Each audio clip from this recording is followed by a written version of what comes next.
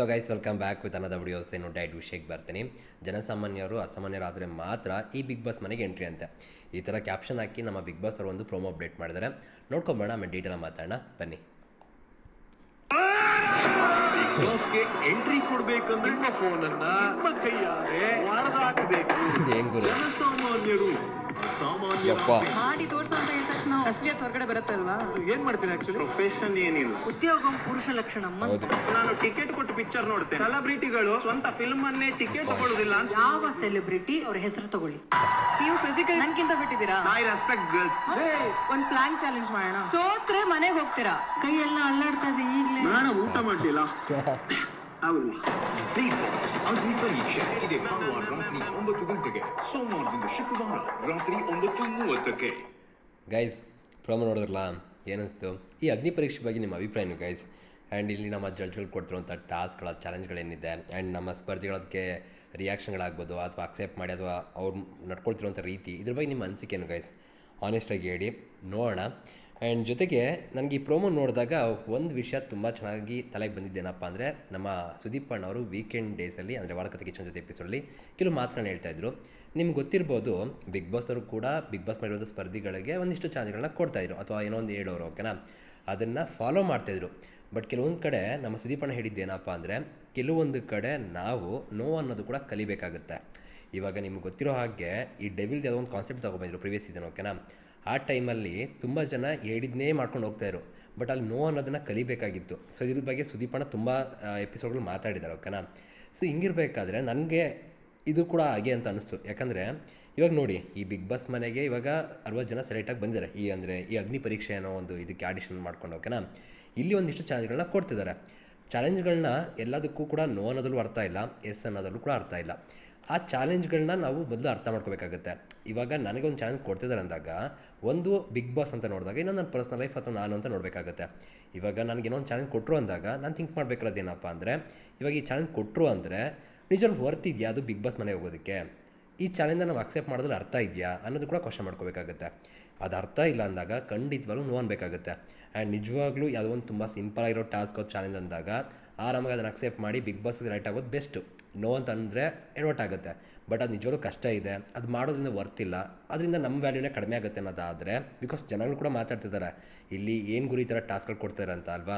ಅದೇ ರೀತಿ ಯೋಚನೆ ಮಾಡಬೇಕಾದ್ರೆ ಏನಪ್ಪ ಅಂದರೆ, ನಮ್ಮ ಸ್ಪರ್ಧಿಗಳು ಅಥವಾ ನಮ್ಮ ಕಾಮನ್ ಪೀಪಲ್ಗಳೇನಿದ್ದಾರೆ ಅವರು ಕೂಡ ಯೋಚನೆ ಮಾಡಬೇಕಾಗುತ್ತೆ. ಇದೆಲ್ಲ ಒಂದು ಟಾಸ್ಕ್ ಅಥವಾ ಚಾಲೆಂಜಾ, ಇದನ್ನು ಕನ್ಸಿಡರ್ ಮಾಡಿ ನಮ್ಮನ್ನು ಹೇಗೆ ಸೆಲೆಕ್ಟ್ ಮಾಡ್ತಾರೆ?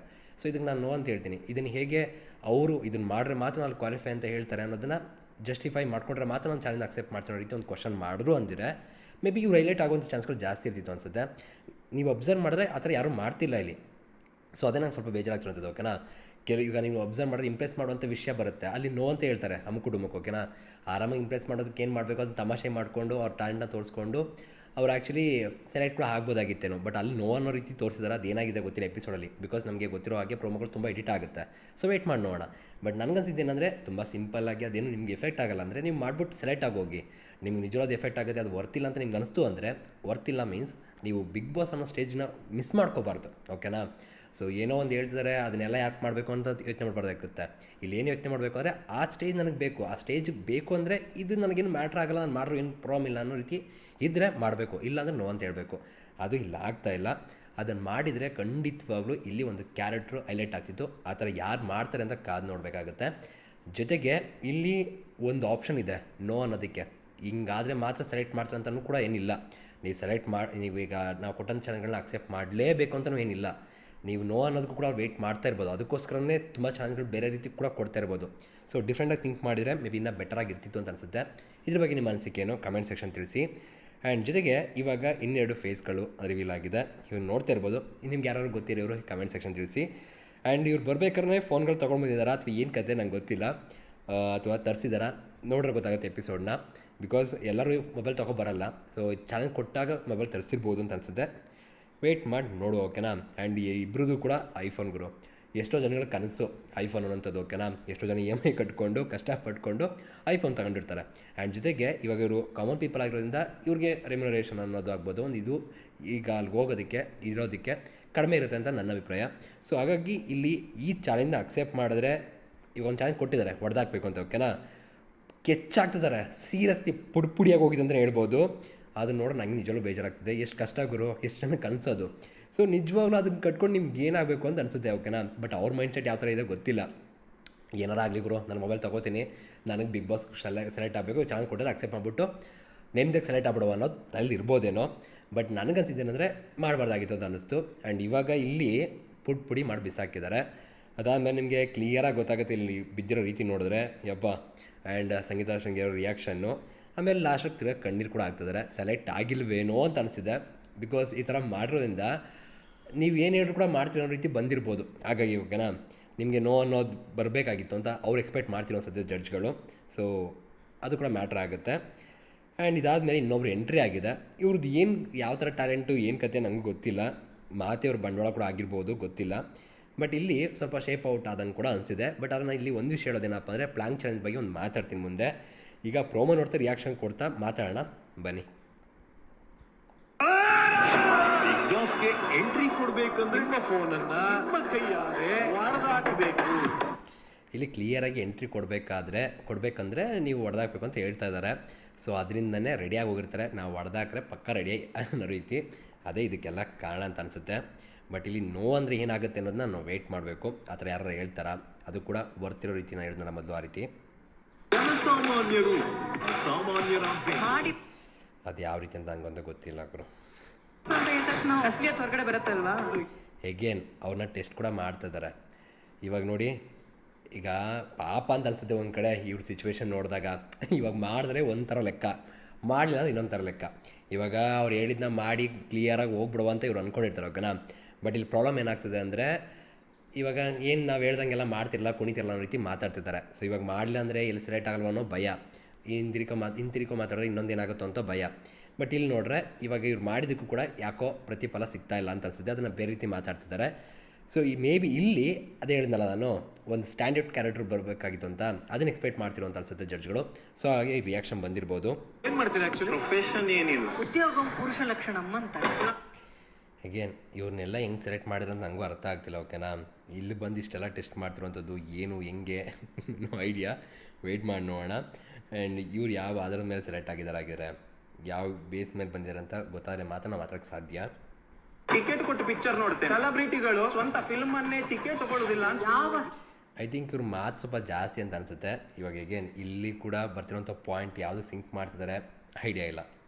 ಸೆಲೆಬ್ರಿಟಿ ಅವ್ರ ಹೆಸರು ತಗೊಳ್ಳಿ. ನೀವು ಫಿಸಿಕಲ್ ನನಗಿಂತ ಬಿಟ್ಟಿದ್ದೀರಾ. I respect girls. ಆ್ಯಂಡ್ ಇಲ್ಲಿ ಅಗೇನ್ ಫಿಟ್ನೆಸ್ ಬಗ್ಗೆ ಅಂದರೆ ಮಾತುಕತೆ ನಡೀತಾ ಇದೆ ಅಂತ ಅನ್ಕೋತೀನಿ.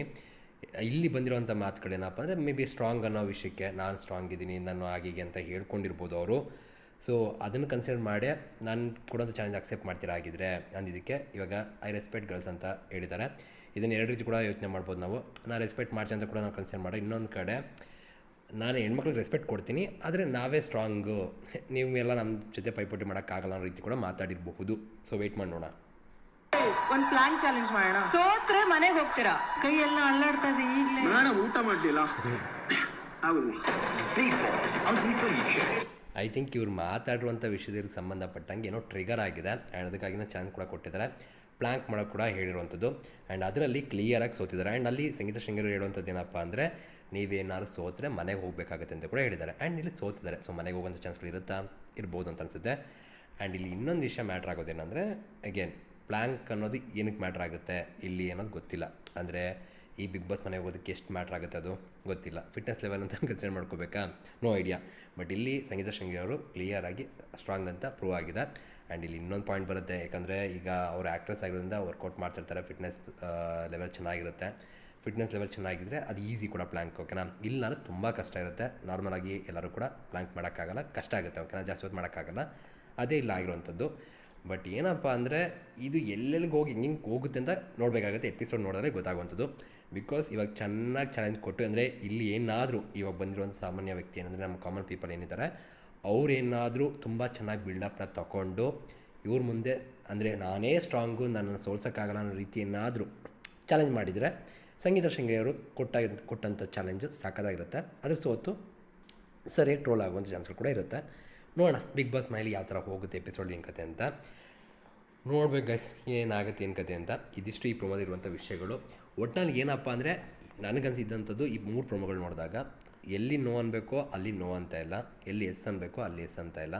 ಸೊ ಅಲ್ಲಿ ತಪ್ಪು ಮಾಡಿದರೆ ಕರೆಕ್ಟಾಗಿ ಅನಲೈಸ್ ಮಾಡಿ ಅವ್ರ ಡಿಸಿಷನ್ ತೊಗೊಂಡ್ರೆ ನಮ್ಮ ಕಾಮನ್ ಪೀಪಲ್ಗಳು ಚೆನ್ನಾಗಿರ್ತಿತ್ತು ಅಂತ ಅನ್ನಿಸ್ತು. ಇದ್ರ ಬಗ್ಗೆ ನಿಮ್ಮ ಅನಿಸಿಕೆ ಏನು ಕಮೆಂಟ್ ಸೆಕ್ಷನ್ ತಿಳಿಸಿ. ಸಿಗೋಣ ಮತ್ತೆ. Thank you guys, love you guys, bye.